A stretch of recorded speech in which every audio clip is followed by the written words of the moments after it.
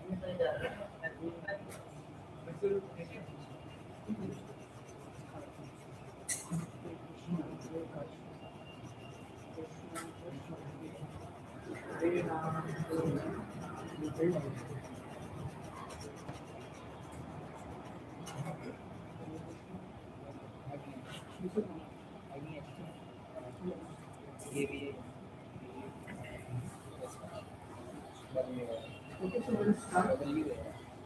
Let's not wait for the speaker. So I'll be singing, you all can repeat after me.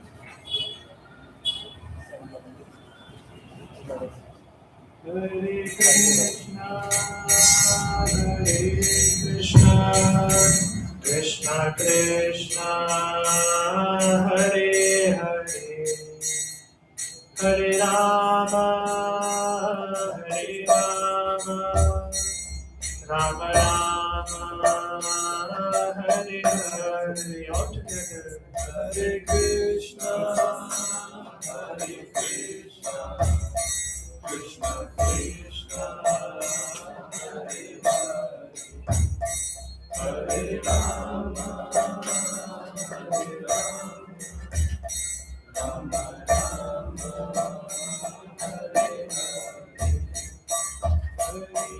Krishna, Hare Krishna, Krishna Krishna, Hare Hare, Hare Rama, Hare Rama, Rama Rama, Hare Hare. Hare Krishna, Hare Krishna, Krishna Krishna, Hare Hare, Hare Rama, Hare Rama, Rama Rama, Hare Hare.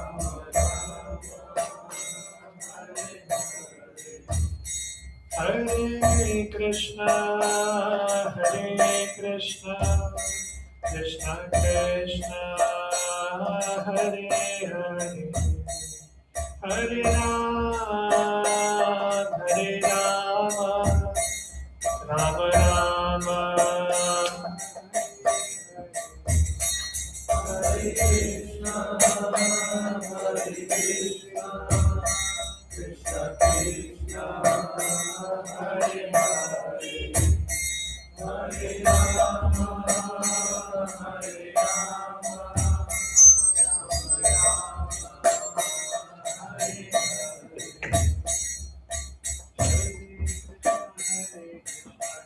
Hare Krishna, Hare Krishna, Krishna Krishna, Hare Hare, Hare Ram, Hare Ram, Ram Ram, Hare Hare.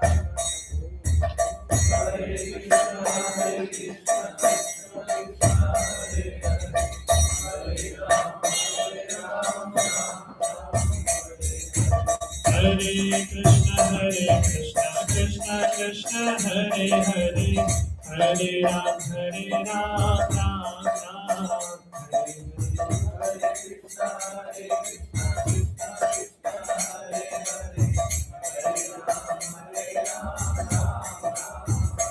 Hare Krishna, Hare Krishna, Krishna Krishna, Hare Hare, Hare Ram, Hare Ram, Ram Ram, Hare Hare.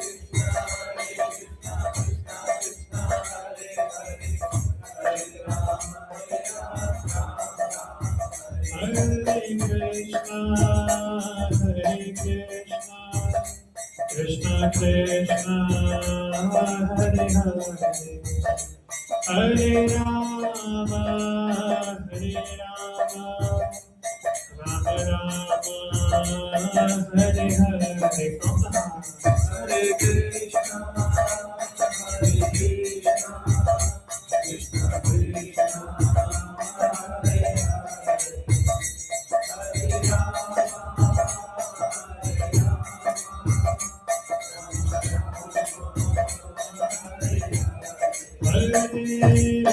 Krishna Hare Krishna Krishna Krishna Hare Hare Hare Rama Rama Rama Hare Hare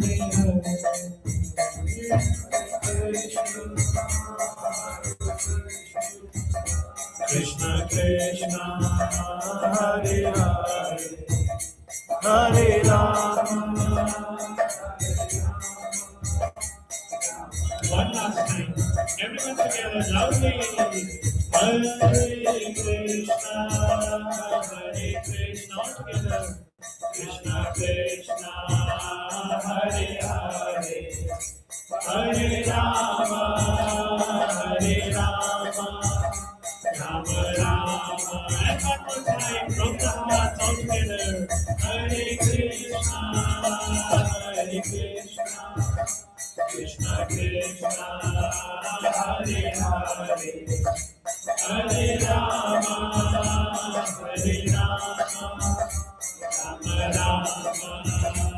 Hare Hare. Yugadharma Harinam Sankirtan ki Jagadguru Shri Prabhupada ki. So we'll start with some auspicious prayers. So I'll be chanting, you can repeat it. Just really down. Okay, so you all can repeat after me. Om Namo Bhagavate Vasudevaya. Om Namo Bhagavate Vasudevaya. Om Namo Bhagavate Vasudevaya. Om Namo Bhagavate Vasudevaya. Om Namo Bhagavate Vasudevaya. Om Namo Bhagavate Vasudevaya. Om Jnanatimidandhasya Jnananjana Shalakaya Chakshurunmilitam Yena Tasmai Shri Gurave Namaha. Namo Vishnupadaya Krishna Prishtaya Bhutale Srimate Bhaktivedanta Swami iti namine. Namaste Saraswate Deve Gauravani Pracharine Nirvishesha Shunyavadi Paschatya Deshatarine Jai Shri Krishna Chaitanya Prabhu Nityananda Shri Advaita Gadadhar Srivasadi Gaura Bhakta Vrinda Hare Krishna Krishna Krishna Krishna Hare Hare Krishna Krishna Hare Hare Hare Rama Hare Rama Hare Rama Hare Rama Rama Rama Hare Hare Rama Rama Hare Hare Mukam karoti vachana yad kripatam mule Shri Guru Nirkarana Paramananda Madhavam Shri Chaitanya Ishvara. Hare Krishna. So welcome everyone once again to this Festival of Enlightenment series. Very happy to see bright faces, intelligent people, interested people attending this particular session.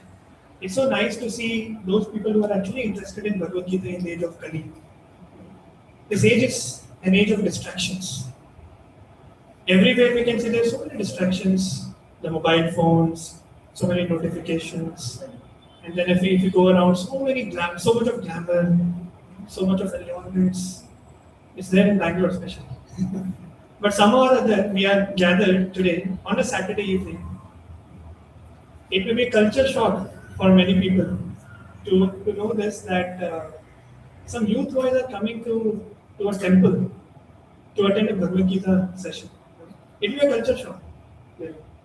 On a Saturday evening, come on. Let's go out, let's hang on, and then with someone special and do something interesting in Bangalore, on MG Road, or many places. But still, we are coming. Some people are coming and they are investing their time because they know that this Bhagavad Gita will transform their life. So I want to congratulate each and everyone who is sitting here to take this decision and having come to this center to attend this series. So it's so nice. I'm very happy. So in all these sessions, we'll be discussing from Bhagavad Gita. That will be a baseline. Whatever Bhagavad Gita says, that we'll discuss. Nothing else. No my opinion, no your opinion, no somebody else's opinion. It's only Bhagavad Gita and other scriptures. And Bhagavad Gita is a life transforming book. Provided we read it, we hear from it, and we try to apply those teachings in our life, then it can surely transform our life. There are so many live examples in front of us. So it's a great opportunity. What is today's topic? Anyone has seen the message? Or remembers?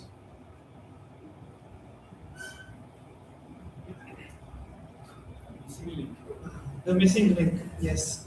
So today's topic is the missing link. Now you'll be thinking, what is this missing link all about? So let's uncover. The session will unfold slowly.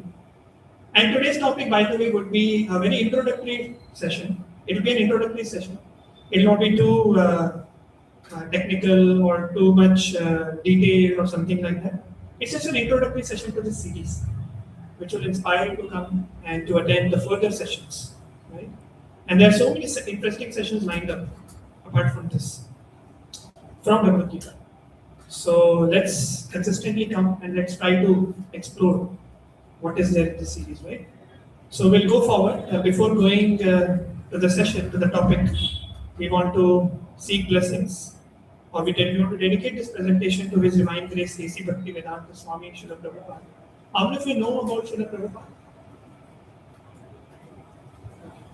But actually, very few people know about Srila Prabhupada. Why? Because Srila Prabhupada, he is the founder Acharya of ISKCON. But he has never put himself in front. Never. One time Srila Prabhupada was somewhere in some country, I don't remember exactly. And one press reporter, the lady came and she asked, Swamiji, are you God? Are you God?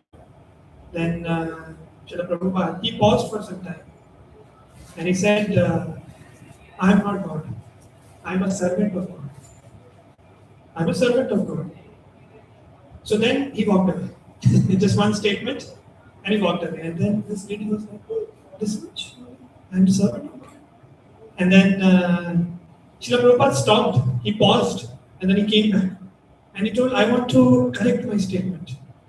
So she again came with the mic. And then Srila Prabhupada continued. He told that, actually I want to correct my statement. I am not the servant of God. I am trying to become a servant of God.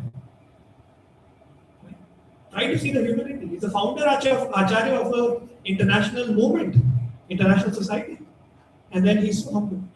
Such an epitome of humility. And never put forward himself anytime. That's why many people don't know about Srila Prabhupada till now. So many people. When they come to ISKCON, then they come to know, okay, there's some personality behind this movement, this society. It's only because of Srila Prabhupada that we are sitting here. At the age of 70, he went. He went to US and then he preached the message of Bhagavad Gita when there was hippie movement going on. When the whole world was against the teachings of the Vedic scriptures. But at that time, Srila Prabhupada went. Many people actually think of retiring at that age of 70. He got 2 heart attacks. He didn't go on flights. He didn't go on a passenger ship. He went on a cargo ship where goods are taken. On which goods? Right? The goods are taken. And only some few rooms will be there, 2 to 3 rooms, one for the captain and some room for the crew members. And one room was given to Srila Prabhupada. That's it. On a cargo ship. Can you imagine? 2 heart attacks on the way. But still Srila Prabhupada continued. He depended on Krishna's mercy. With just one goal in the mind, in the heart.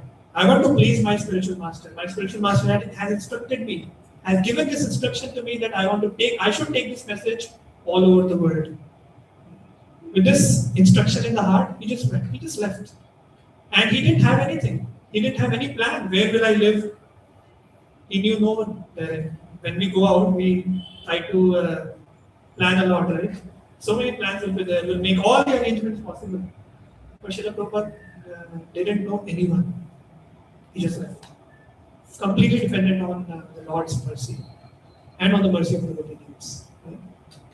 This is Srila Prabhupada, and we have to let's express our gratitude to Srila Prabhupada and let's seek his blessings for this session. So let's begin today's session. It's a short session, but it's an eye-opening topic. We'll start with a very important aspect or important observation. Many people in this world, they might be having so many things in life. Right? Everything is set in their life.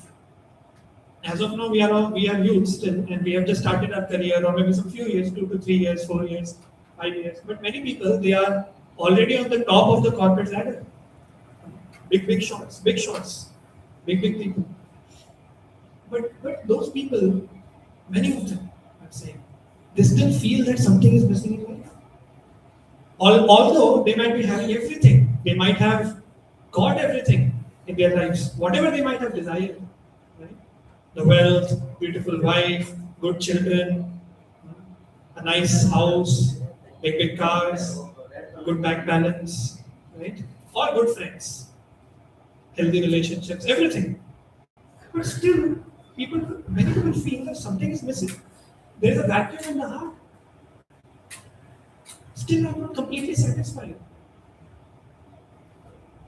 So when I was on the lunch table in my office, so my manager, we started a talk. So he used to ask me so many things on Bhagavad Gita, and then he knew that yes, I'm learning Bhagavad Gita and I'm practicing spirituality. So many discussions used to happen on the lunch table, during the walk, after the lunch. So suddenly he actually came and then he started speaking that he's earning a lot. Right? He's a senior manager and then already he's earning a lot, 70, 80 lakhs minimum 70 lakhs. And now I shifted to another company, they are paying a lot. Even more high package. And then his daughter, just now she went to US. 1.3 crores is the annual expenditure there, including everything. So just imagine. So he's able to pay that. So he has everything. He has a villa in Sarjapur. So everything is there in life. Very nice. He's a very pious person, and good family is there. Children are nice, and the wife is very nice. She is also very pious. So everything is set. And he has very nice relationships with all the employees also. A very nice network. Everyone appreciates him. No one disrespects. So everything is set. But he was telling me one day that there's no end to earning money. We may be earning a lot of money, but we cannot buy happiness with that money. Happiness cannot come just because of some material things, especially money. It cannot be bought. And I was very happy to hear this from his mouth. Such a nice, profound realization, right?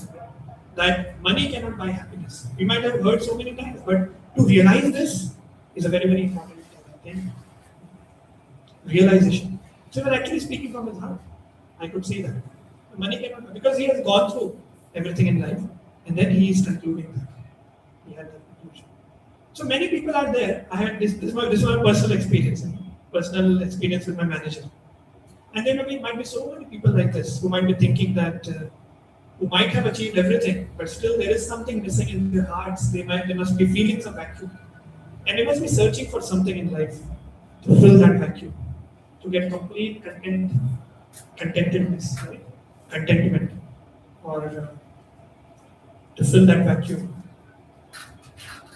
So today we'll uncover this, that what is missing and how to fill that vacuum. Okay? I'll ask you one question, a trivial question will ask. What do you think, what are the similarities between animals and human beings? Huh? Survival, similarities, okay, survival. Yes, they also want to survive, and human beings also try to survive. Yes. Anything else? Let's be interactive in this session. Let's be interactive. Atma is the same. Yes. Such a nice realization, and such a nice point. That soul is same. They are also souls. Although we'll cover this in our next session, next sessions. So the analysis between body and spirit. So, but yes, it's nice. In India, everybody knows that, at least theoretically, that yes, I'm not this body. I'm a spirit soul. I'm Atma. I'm not this Sharir. Right? Sharir is temporary. This body is temporary. Yes, both are souls, but there is a different covering of different types of bodies. Yes, that's true. Anything else? Similarity? All the basic needs are same: water, food, shelter. Yes. Amazing. All the basic needs are same. They also want food to survive. They also want water. They also want air, right? So everything, the basic needs are similar. Is anyone else?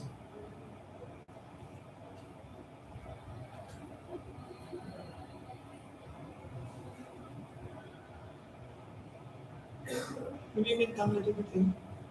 I'm not able to see.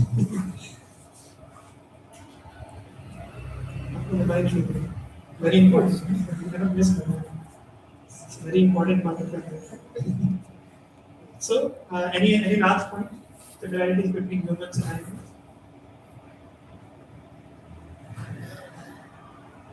Everyone take life from that God only. God only given life to every Light. life. Okay.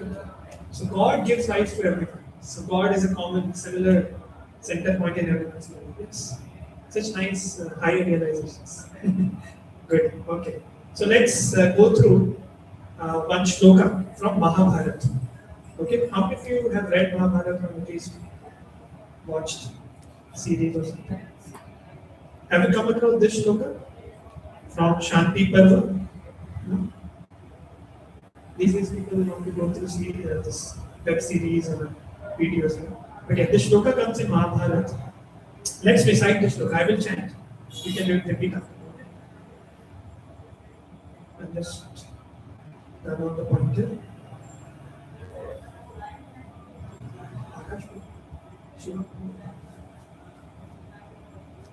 Okay, let's concentrate.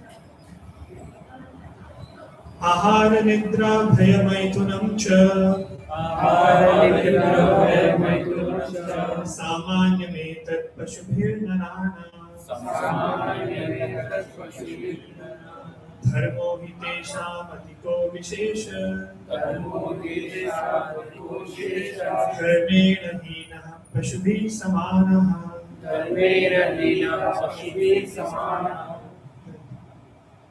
So this shloka tells us about this aspect, that what are the similarities between humans and animals. So there are 4 words here.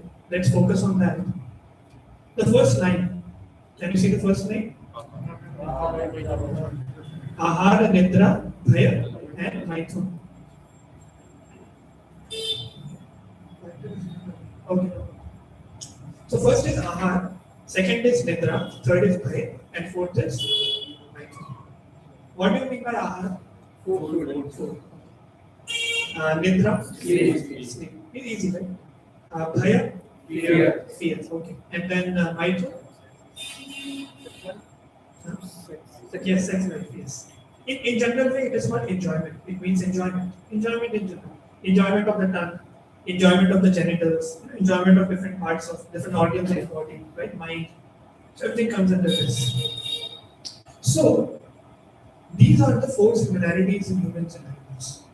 As you rightly mentioned, that the four basic needs, and everything can be covered in this, mostly, broadly. So it is saying Samanya Etat Pashubhi Narana. Narana means humans, Pashubhi means animals or other than human beings. And Samanya. Samanya means similar. Right? So let's go through this. So I have made an acronym for you so that you can remember. You can remember it easily and you can remind yourself, right? It will be easy to remember acronym. So the acronym is SEED. I'll ask you at the end. Okay. SEED. SEED. Okay. So first is S, that is sleeping. Nidra. Second is E. E is eating. Eating is ahara. Next E is enjoyment or maitun. And finally the D is defending. Actually bhaya means fear, but there's another meaning of bhaya. But whenever there is fear, a person will try to defend himself, protect himself, right? Protect the body so that I can live for a long time. So defending. Now let's go a little more deeper in these aspects. When it comes to sleeping, although animal can, he sleeps anywhere. The animal can sleep anywhere. They just want some space where nobody disturbs them. They don't care also whether it's a place of garbage or nothing. They just want some space to sleep. As soon as they find that place, they will sleep peacefully. But a human being, he will try his best to have a nice mattress, sleep well, or there's some curl on, fluffy mattresses. You should bounce like, and as soon as I get into the bed, I should bounce. And then very nice fluffy pillows, nice blankets. एक बार घुसे तो बस पूरी top हो सकती है. अब मैं और मेरा bed. That's it. Right? So many intricacies are there, so many details, so many things we try to have a good sleep. So many things, so many assets. But what is the ultimate aim of this activity? Sleeping. To sleep, to stay unconscious. To stay unconscious. Right? To rest. To rest, yes, to rest. To stay unconscious so that we can have rest. Ultimately, the aim is to have rest. The animal also sleeps to get rest when I was coming also when dog was sitting, but he was doing like this. So I was just doing like this. We were not able to recognize because it was fully in sleep. And after some time, it would go down like that and sleep. Right? So they want to take rest. When there is fatigue, naturally the body will need rest, the brain will need rest. So ultimate aim is to have rest. That's it. Similarly, when it comes to eating, the second one. Now, animals can eat from anywhere. If we throw some food outside, or juta also, still animals will not care for that. They will eat. Right?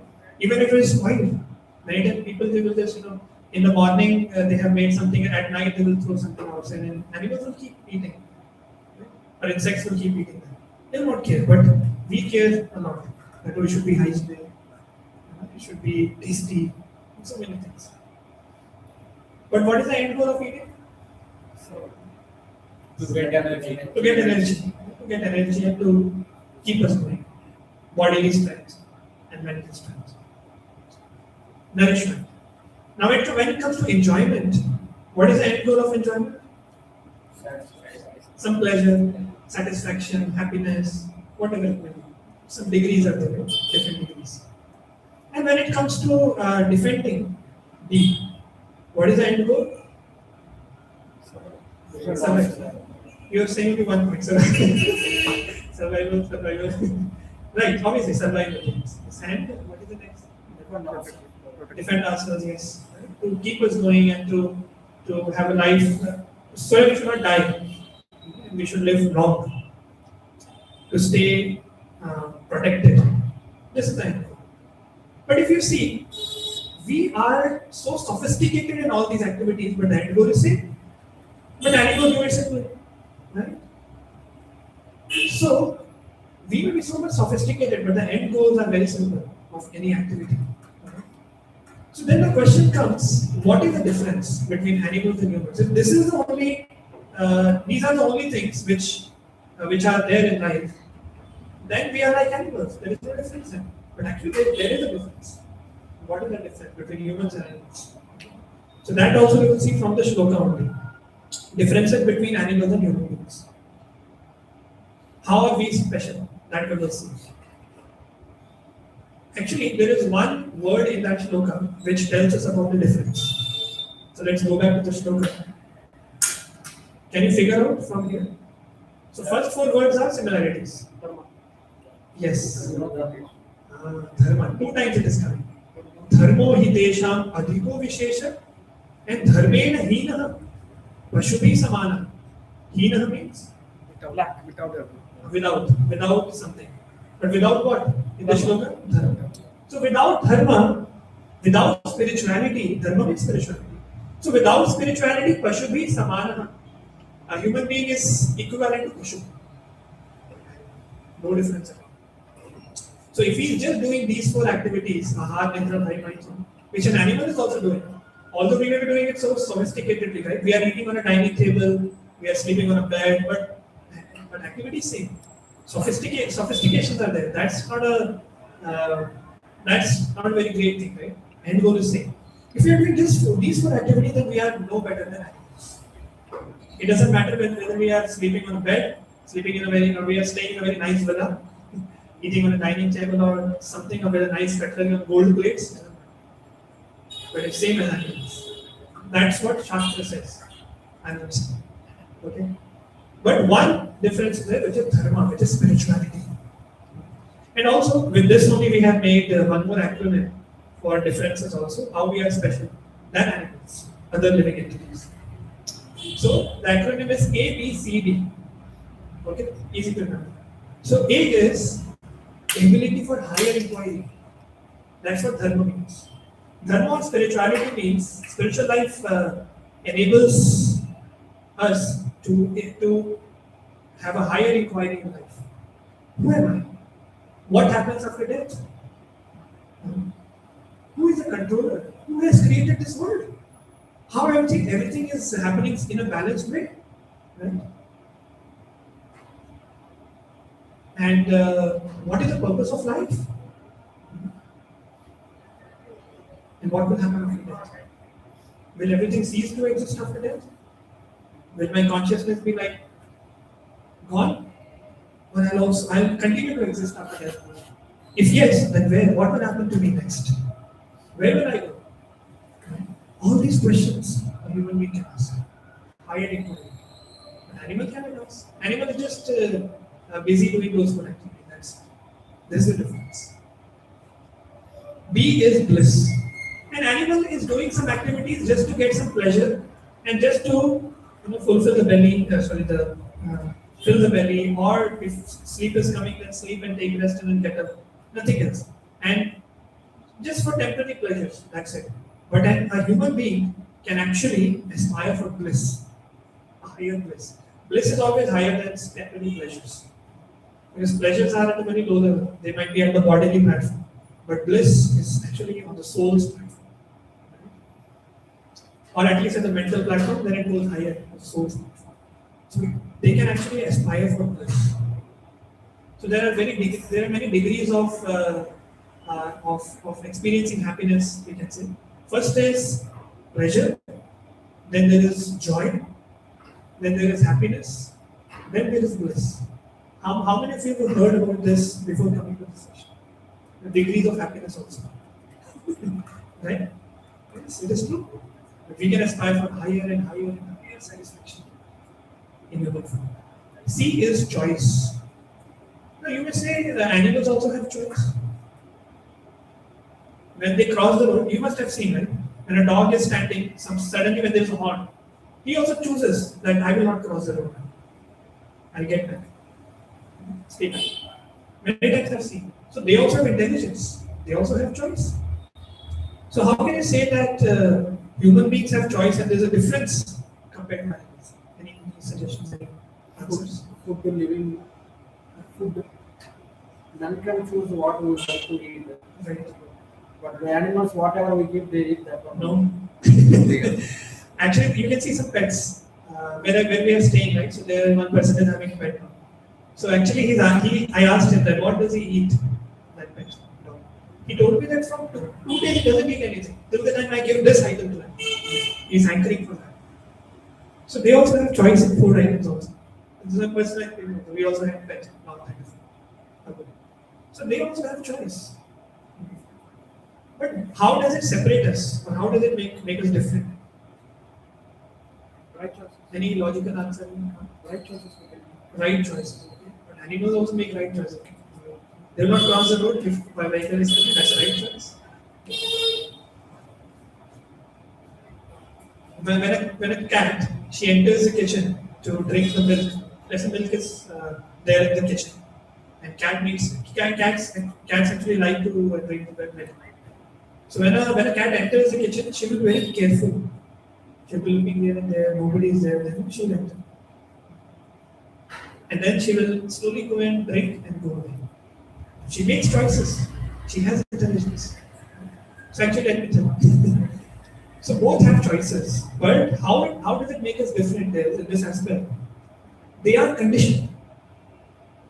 The conditioning is so strong, they are almost like programmed. Whatever the mind is saying, they're just doing it. But we can stop the mind, we can pause. We can pause and we can choose. Should I do this or should I not do this?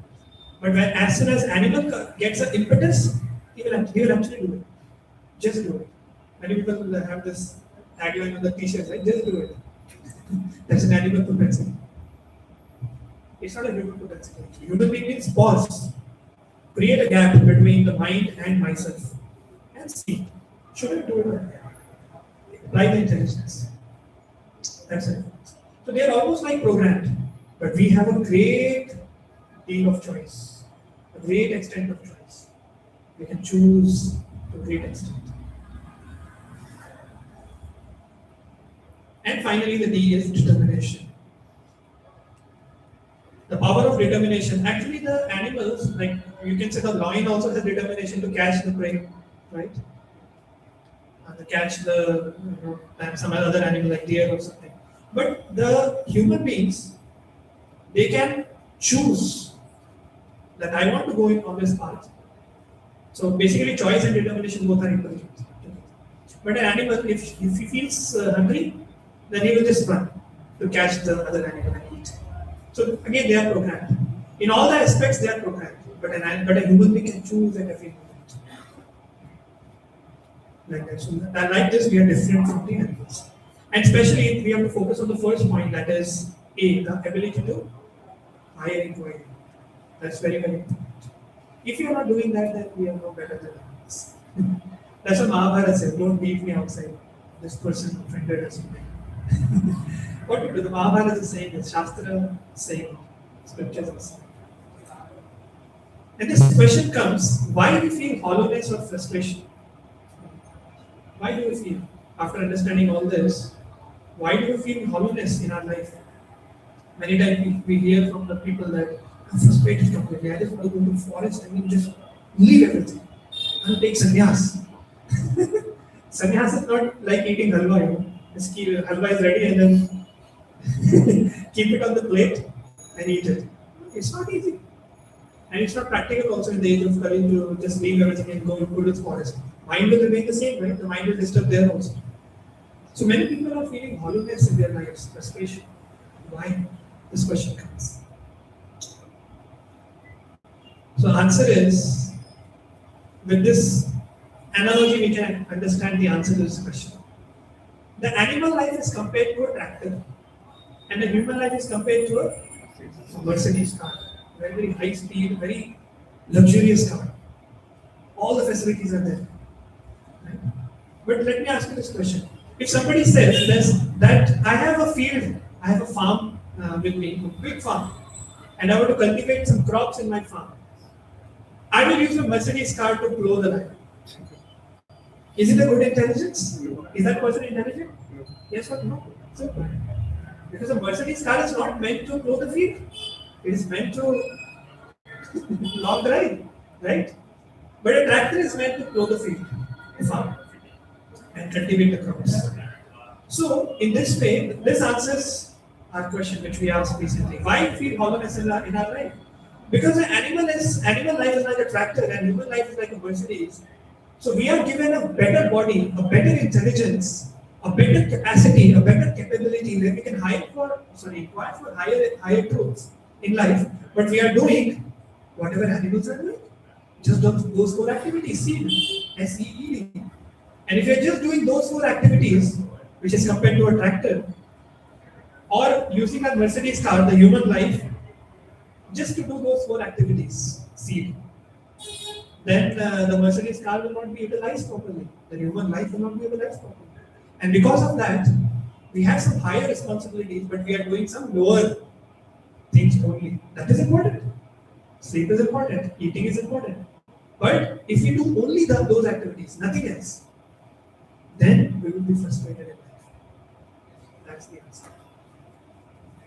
Basically, we are using Mercedes, the human life, to low field, to just do those four activities, nothing else, nothing apart from that. Then we will be frustrated.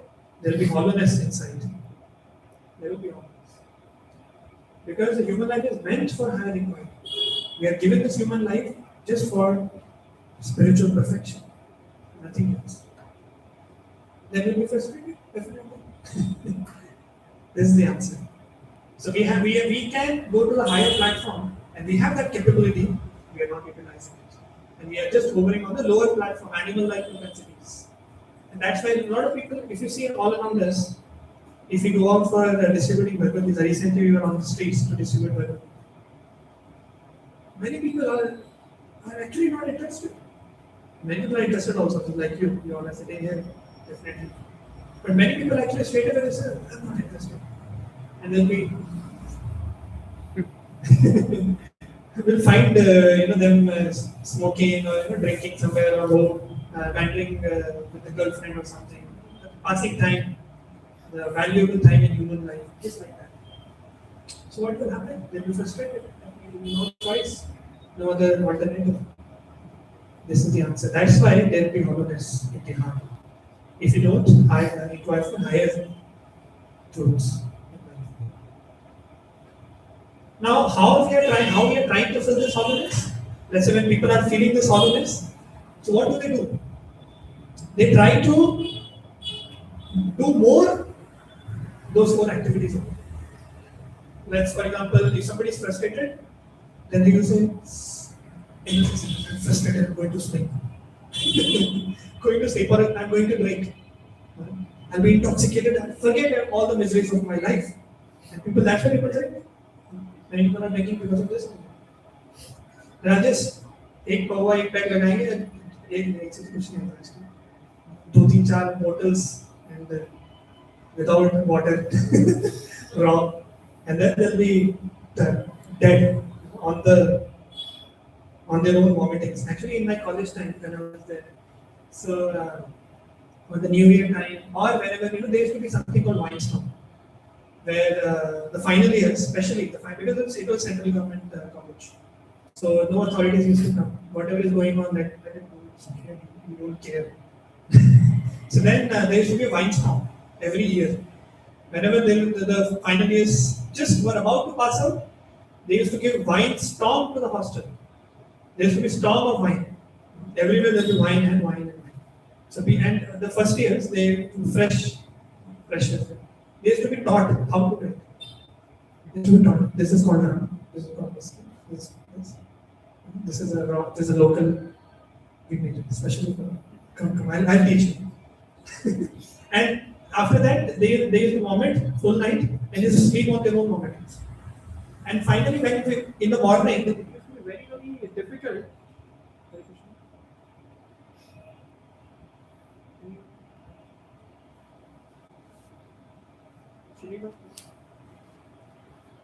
So you can say,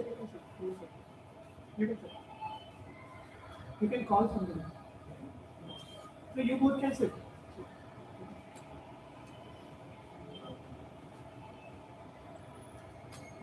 So, so like that, it used to be very difficult. It used to be very difficult to find the way to the toilet also. So much vomit. Very difficult. So people forget. They want to forget their miseries.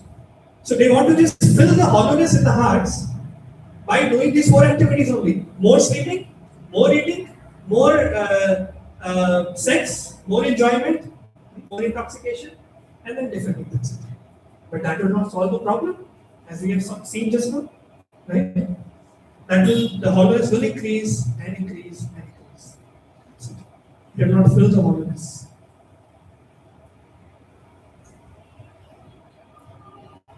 So these questions should come to our minds. Why we want to fill the hollowness? And people are hankering after it, People are trying to search for something so that they can be happy. They can fill some hollowness within their hearts, the vacuum within their hearts. They're trying their best. So the question comes, what is everyone searching for in life then? What is everyone searching? Any answer? Their purpose. Their purpose, okay. Any example you want to give? For example, if we consider us to be less intelligent people, basically less spiritual people, then I can think what is my purpose. My purpose can be to earn a lot of money, support my family. My purpose could be to make a business, to help a cause, to help a problem. But that is a very lower level purpose, and that will also keep the hollowness there. It will not complete it.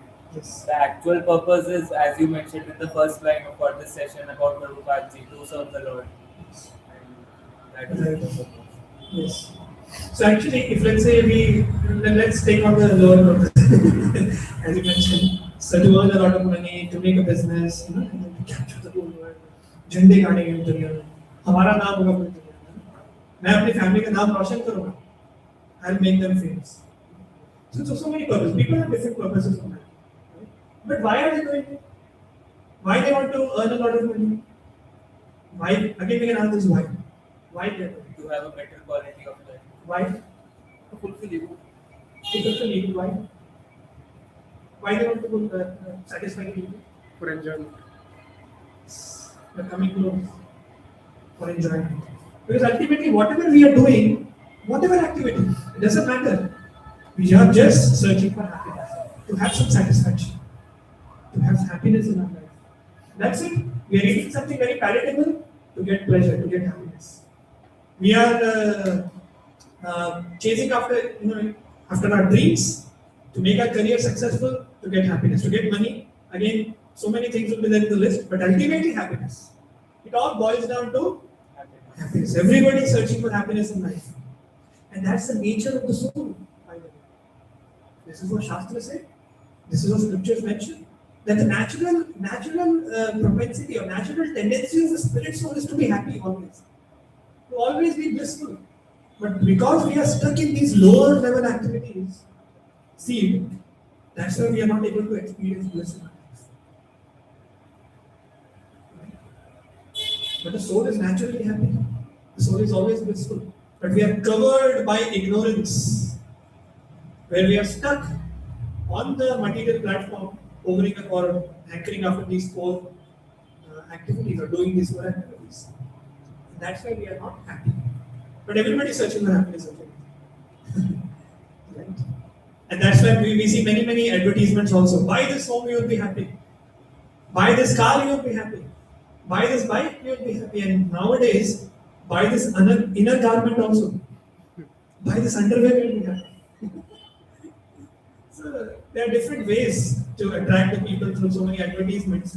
But ultimately, because advertisement industry also knows that people are searching for happiness. So let us allure. We'll give our product and we'll fool them. We'll tell them that this will give you happiness. Anyways, they are not happy till now. So they will think that, okay, if I buy this, maybe I'll get happy. I'll become happy.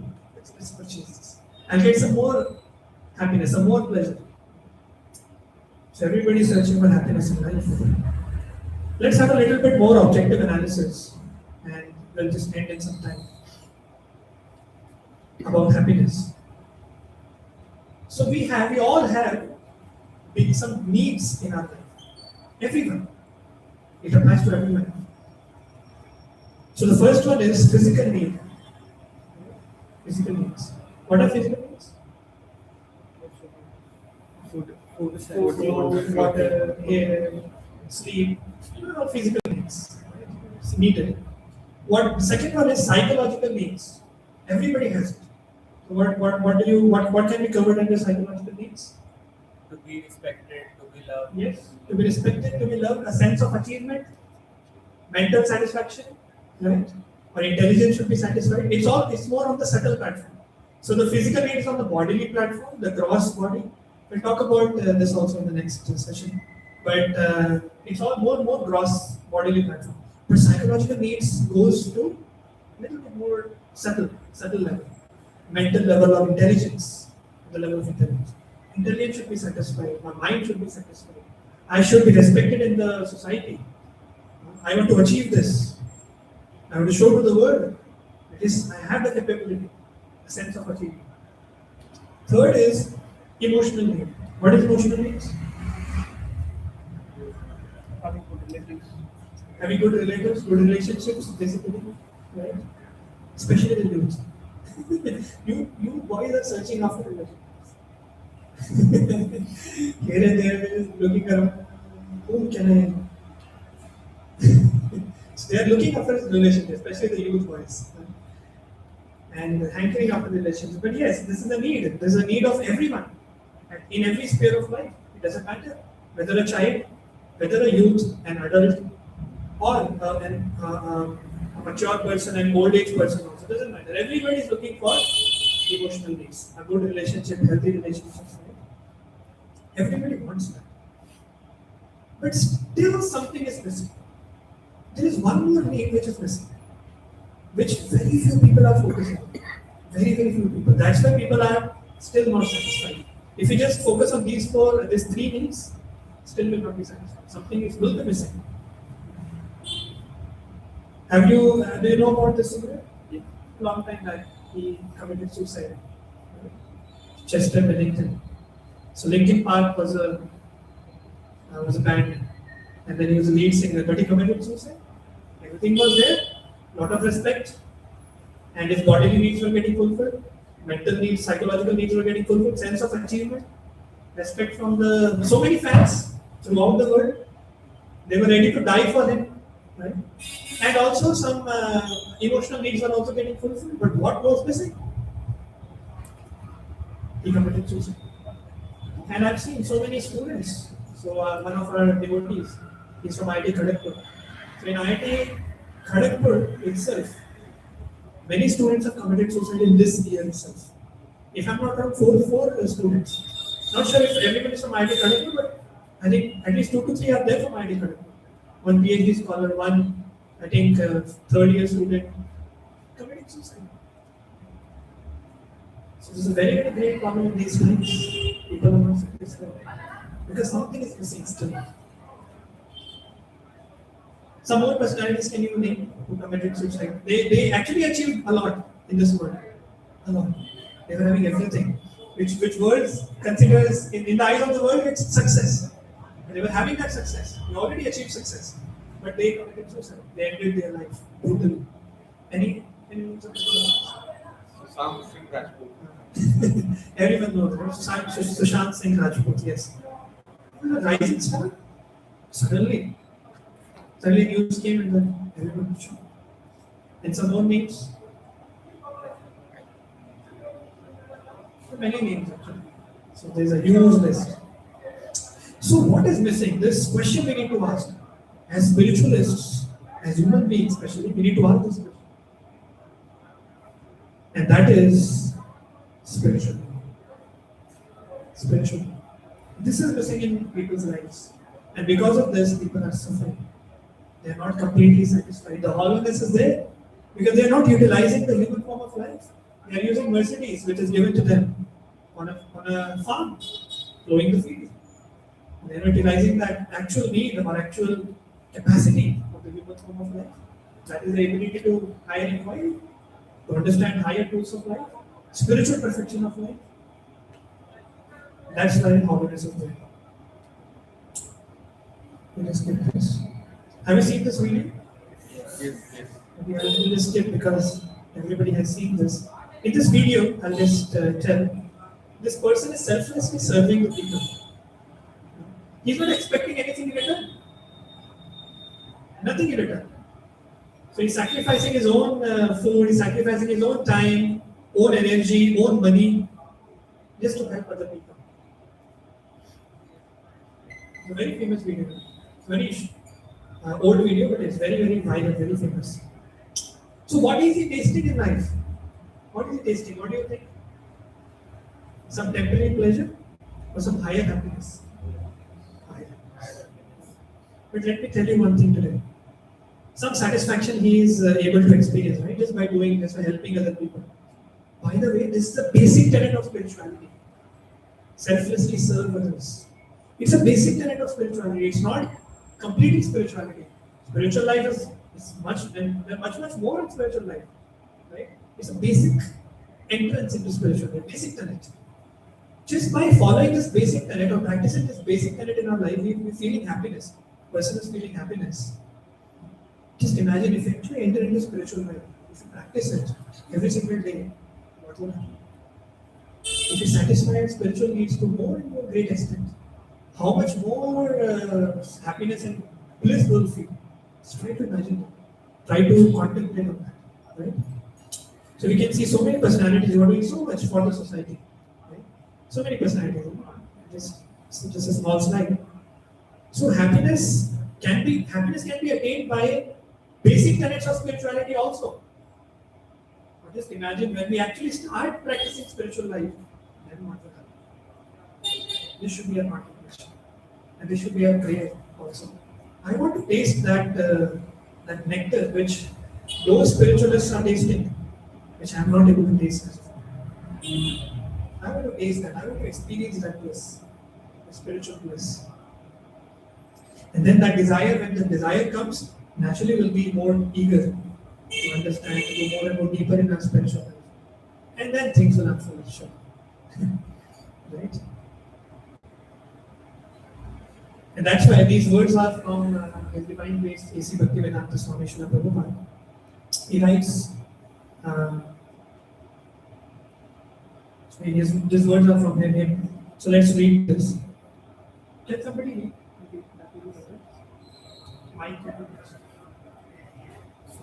Anyone who wants to volunteer to read this?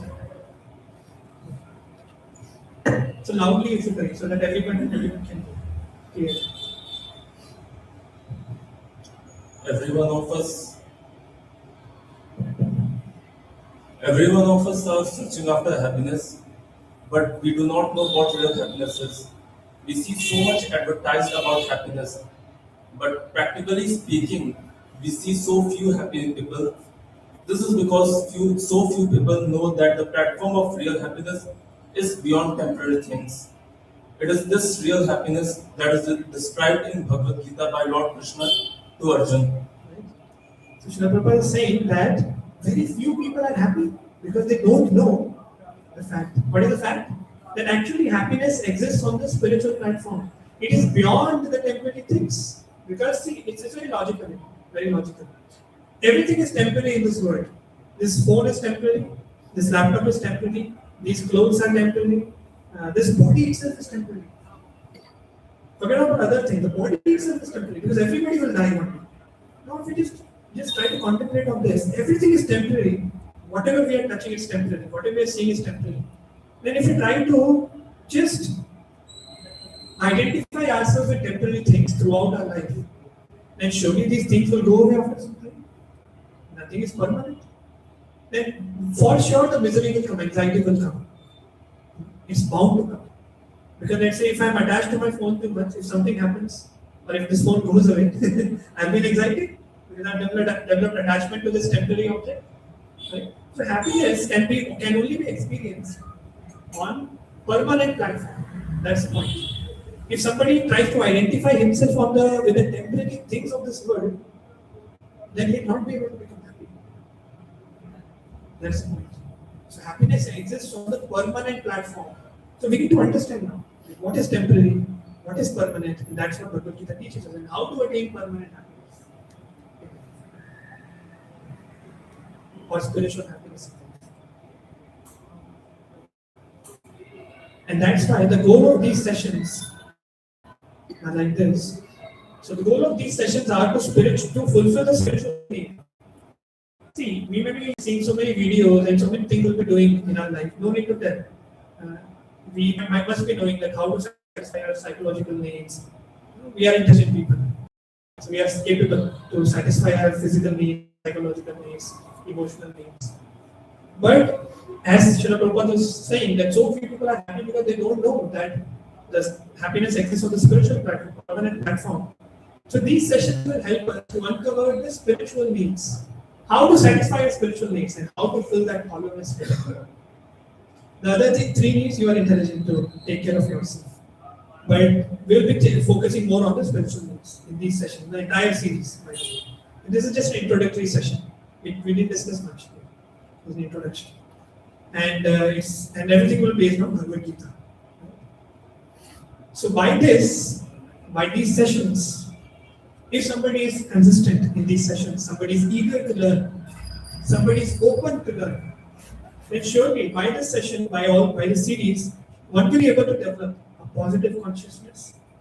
And then he will be able to become enthusiastic, forbearing, strong within, and finally having a divine consciousness. Even in the most difficult phases of life. Whatever situation may come, but a person will be able to withstand, will be able to become happy, become stable, remain stable in all the situations of life. And we have seen so many examples. We have live examples in front of us. Those people who are practicing, who are reading Bhagavad Gita, who are applying the teachings, application is also very important. Those who are applying the teaching, they get higher realizations. And by those realizations, they develop strength within. And because of that strength, they are able to withstand almost all the situations of life. It's very practical. Bhagavad Gita is practical. So it's a very important or very nice opportunity for all of us to come to these sessions and develop this consciousness. And when we come out, when we go out with this consciousness outside, we'll be able to inspire others. If ourselves we are not inspired, how can we inspire others? How can we change the world? We should bring the change in our own lives first. That's why these sessions are very important. We'll be able to fulfill our spiritual need.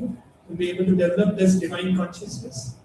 And for sure, we'll be able to create a big impact in the society. We'll be able to become leaders. And this is the goal of these sessions. So basically, these sessions will provide us a shield. They will act as a shield, like an umbrella, right? And by the way, let me tell you one thing. It doesn't guarantee, it doesn't mean that practicing spirituality doesn't mean that problems will stop in life. No. Problems will not stop. It's a material world. At every step there is danger. Padam padam yat vipadam natesham. At every step there is danger in this material world. Right? Problems will be there. But how to withstand the problems, how to grow stronger and grow in life. Instead of going through life, how to grow in life and withstand those situations of life. How to be stable in every situation. So these sessions will help us to form that shield in our consciousness. It will act as an umbrella. The rain will come, but umbrella will not make us wet. Rain will not stop. The rain will always be there in this material world. But because we are carrying the umbrella, we'll be safe. These sessions are like the umbrella, the protective covering, right? To protect us from the rains of this material world. Right? And so finally, when it comes to Bhagavad Gita, right? We always say be scientific. Don't be a blind follower. And Srila Prabhupada used to speak so many times. He used to focus on this point. We should not blindly accept anything. We should be scientific, and we are all scientific people, right? Sitting here. How many of you are engineers? Most of us. So naturally, we must have gone through. Everybody must have gone through these experiments. Everybody has gone through. So when we talk about an experiment, what are the different aspects? First is aim. Then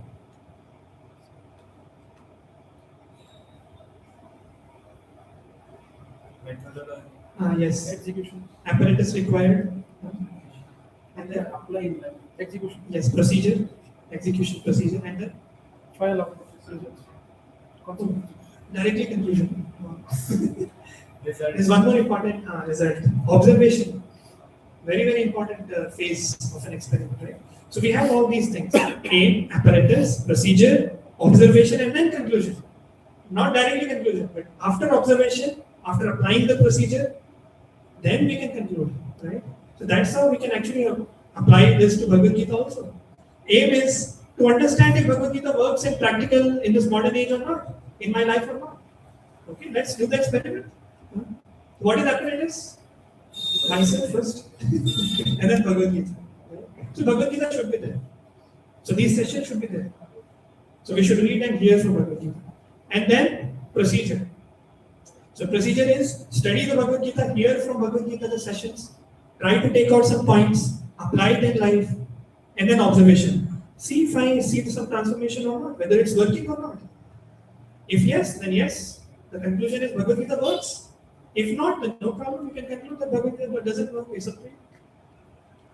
But let's go through this experiment. That is very important. That's it.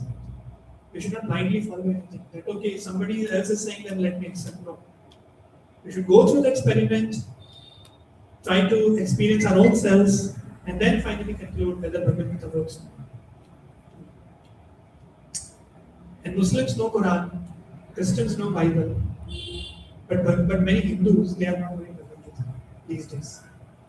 So that's why it's a responsibility also. One time my mentor shared this. He went on the streets to distribute Bhagavad Gita, and he was showing, please take Bhagavad Gita, life transforming book. Have a Bhagavad Gita.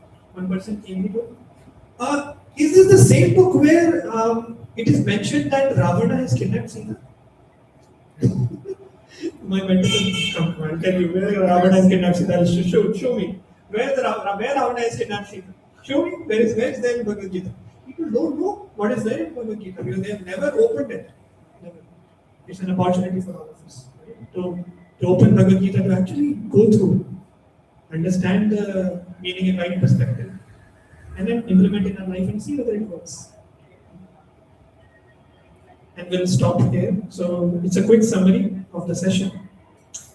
So we discussed about 4 similarities between human beings and animals.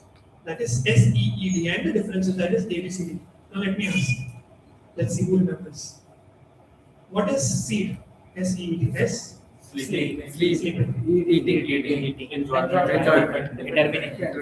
Yes. Defending. Okay, and ABCD? A? Ability to ask Ability to hire for hiring trial. B? Bliss. C? Choice. D? Determination. Okay, so these are the differences. Then we discussed why we feel hollowness in life. Why? Yes, because we are not utilizing the actual purpose of human form. We are still doing these 4 activities, which animals are also doing. We are not doing something else. That is, we are not practicing spirituality. We are not fulfilling our spiritual needs. That's why we feel hollowness, and hollowness continues even after doing so much of these 4 activities also. And what is everybody searching for? Ultimately, is happiness in life, bliss. And we discussed 4 needs of a human being. What are the 4 needs? Ahar, Vidra. No, the 4 That needs. was for psychological Sleep. First is physical needs. Emotional. Yes, psychological, emotional. Yes, the 4th one is very important, spiritual. Because everybody, we are intelligent to take care of our physical needs. We are earning money, right? We take care of physical needs, psychological needs, emotional needs to a great extent. But yes, spiritual need is something many people miss. That's what is the goal of these sessions. Okay? And finally, we discussed be scientific, don't be a blind follower. So it's an opportunity for all of us to go through Bhagavad Gita, to hear these sessions. So please come consistently. I would like to hammer upon this point. If you come consistently, then you'll be able to grasp, then you'll be able to benefit from these sessions. Try to apply some few points. From today also, try to take out at least 1 point. Try to apply. Very, very important. So we'll stop here.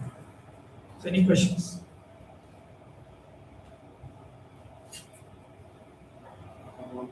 Yes, please pass on. So you can tell your name also, and then you can ask the question. My name is Naveen Tiwari. Naveen. Yeah. So you talked about the suicide, happiness, and history. But one more vision, like people connected to each other to stay with there. But after some time, they become unhappy to each other. It's like they don't want to be like husband wife also. Lots of times our divorces is going to happen. So what could be the reason for Because they are doing the four activities only. That's the reason. Because they are not focusing on the spiritual needs, right? That's why they are just focusing on the four activities, which an animal is also doing: sleeping, eating, making a difference, enjoyment and different. That's it. Because see, every answer is same for everything. If they are just focusing on the four activities, they are just discussing with each other how to have a nice house, how to have a better dining set, better cutlery, and then let's go out for some enjoyment outside. Let's eat in this restaurant today, next in this restaurant the next day, some other restaurant, some new taste, and then new clothes. So if we are just focusing on these activities, these are broadly we can classify all these activities under those four SEED. So if we just focus on the four activities which an animal is also doing, we are doing it in a more sophisticated way. That's why we are not satisfied. Wherever we are, whether we are married, we are unmarried, whether we are a child, or we are an old person, doesn't matter. As we discussed, it applies to everyone. And that's why divorces are happening. If they're not focusing on the spiritual needs. Because when everyone, both the partners, they're focused, let's try to talk about the married people or maybe the youth in general. If people focus on the spiritual needs, they try to serve. Service attitude will be there in the relationship. But if people try to focus on the four activities only, there will be no service attitude, there will be exploitation. There will be no love, there will be lust.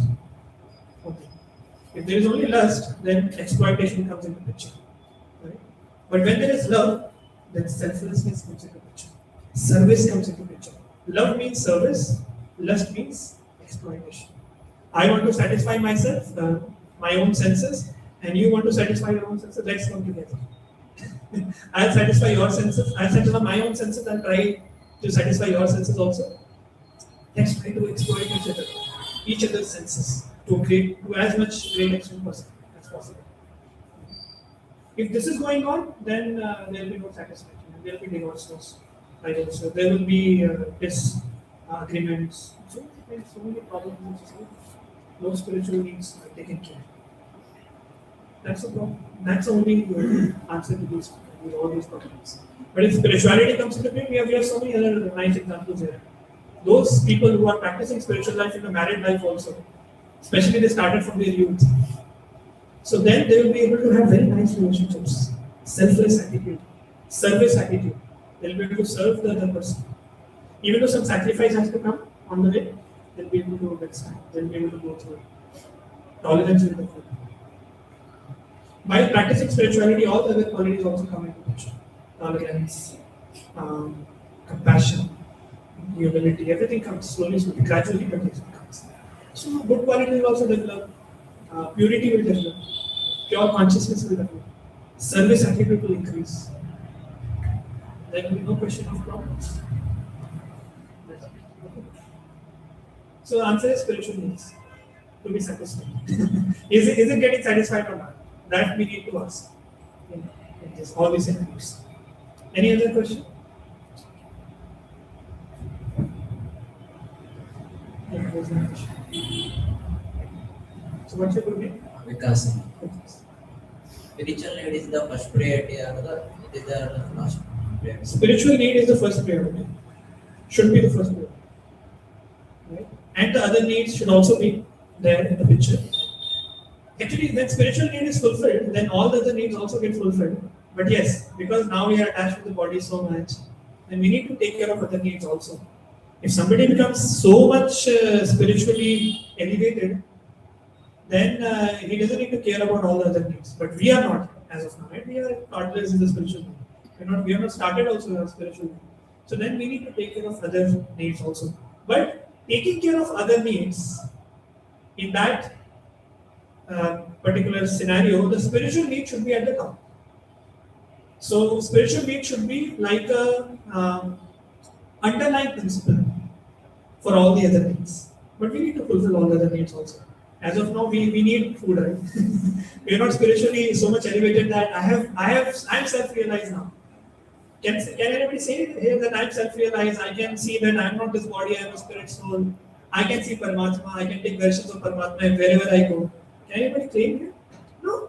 So we are not spiritually elevated as of now. We are practicing, or we are trying to enter into spirituality. We are not entered also. So for that, at that level, we need to take care of other needs also. That is very practical. We need to be practical. But the only thing is, spiritual needs should be the underlying principle. When we are satisfying our physical needs, spiritual needs should be an underlying principle. It should be the foundation. We'll learn slowly how to make spiritual needs as an underlying principle, as a foundation of our life, and how to grow in our life, fulfilling all the other needs. So nothing will be compromised. I know you must be thinking, "Oh, I think I need to leave everything." Many people have this. I also had this question. Spiritual life is leave everything. No, there's no question of leaving anything. It's about adding spiritual movements, adding the Lord to the life. Okay. But yes, foundation should be spiritual. Okay. Any other last question? Or? So this is the last question. If you have any more questions, then we can take it after the tea. We can sit together and we can discuss. Yes, my good name? Anand. Anand. Oh, you are Anand. So actually, I try to be selfless multiple times, but people start exploiting you. Then this anger, ego, everything kicks in. So you cannot really be selfless in this modern world. Yes. This is what I'm actually have experienced this. Yes, practically speaking, when we become very, very spiritually elevated, there was a personality. I forgot exactly the name, but some people came to kill him. Right? He told, "Kill me. I'm not this body. You'll not be able to kill me. Actually, if you want to kill this body, kill it. It's okay. I'll not die because I'm separate from my body." So, do you have this kind of realization right now? No. So then, obviously, practically speaking, we should be practical in this world because we are not spiritually so elevated as of now. So, practically speaking, we need to act practically on the practical platform. If somebody is coming to harm our body on the name of selflessness, we should protect our body because this body is a great tool. This human life is very rare. It is mentioned in scripture that there are 84 lakh species of life. In those 84 lakh species of life, only 4 lakh species of human beings. And after millions and millions of births, a soul goes through so many bodies, it changes the body, and then finally it comes to human life. So human life is very rare. Sudurlabha. Durlabha manasham deho. Right? Very, very rare. This human body of human life. So why should we destroy it without any reason? Right? We should be very protective of it. So practically speaking, if somebody is on the name of selflessness, if somebody is coming to kill me, then I should run away. That is practicality. That is intelligence. Because the higher principle is spiritual need, right? Spiritual need. If I protect my body, so I'll be able to practice spirituality for more time. I'll be able to maybe perfect my life in this very lifetime. So that is practical decision. That's intelligence. Right? But yes, if we are self-realized, then we can say, okay, kill me. I don't mind. I will not die. Because I'm a spirit soul. But yes, so we need to act practically. But yes, we should develop this quality of selflessness slowly. But humility or selflessness doesn't mean that we should allow other people to do whatever they want. They should jump on our heads and do whatever they want. No, that's not. By the way, many people ask this question also. Humility. Just taking a tangent. What is humility? Humility doesn't mean that we just fold our hands and then stand like this on the street. Do whatever you want to do with me. I am a humble person. I will not do anything back to you. Do whatever you want to do. No, that's not humility. That's not selflessness. That's foolishness. It's foolishness. It's ignorance. So we need to be practical and focus on how I can perfect my life practicing spirituality, and we should protect our body, keep it healthy, so that we can go for a long time and we get more time to practice spirituality. And by God's grace, if we are able to perfect, we'll be successful. Okay, we'll stop here.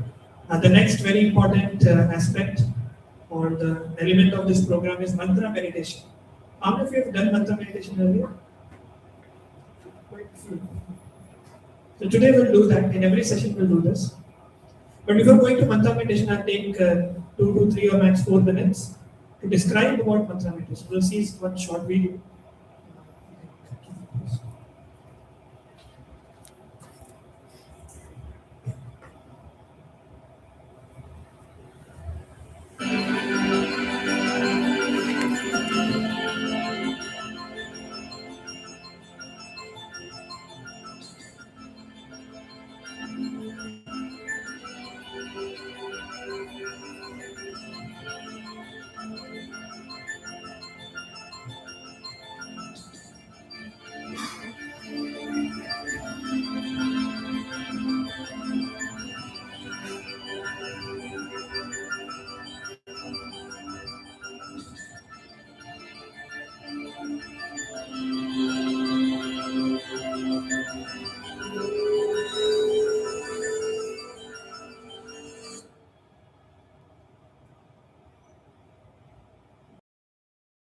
No battery.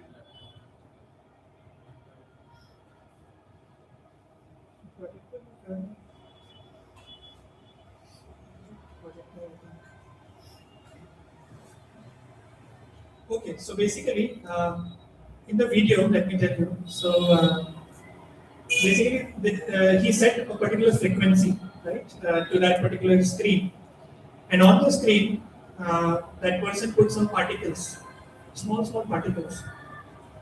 When he set the screen to a particular frequency to vibrate, then a particular pattern formed. All the particles align themselves in a particular pattern, a particular shape, fixed pattern.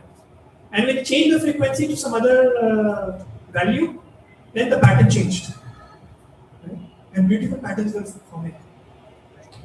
I just try to imagine if the material sound, it's a material sound.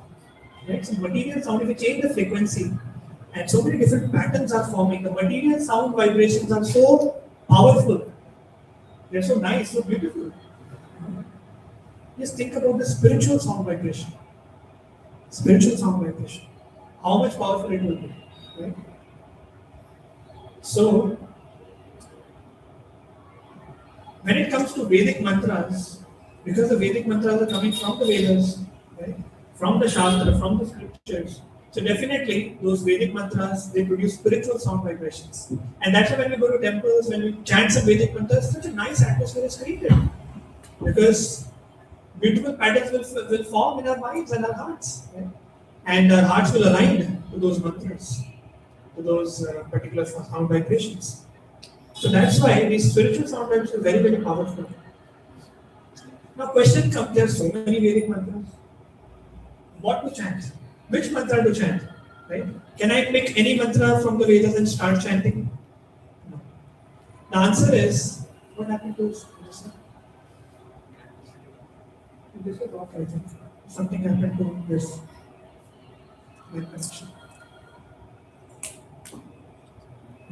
So, when it comes to Vedic mantras, or when it comes to these mantras, there are some qualifications required. And there are 3 qualifications: Desha, Kala, and Patra. We cannot pick any mantra and start chanting anywhere. Any person can chant, no, anywhere, anytime, no. There is a condition: Desh, Kal, and Patra. Patra means the portion should be pure. Who is chanting? That is very important. Desha means the place. Desha doesn't mean material place. Where we are chanting, at which place, it also matters. And finally, Kala. At what time we are chanting that particular mantra from the Vedas. That also matters. When these things are taken care, then only we can say that the mantra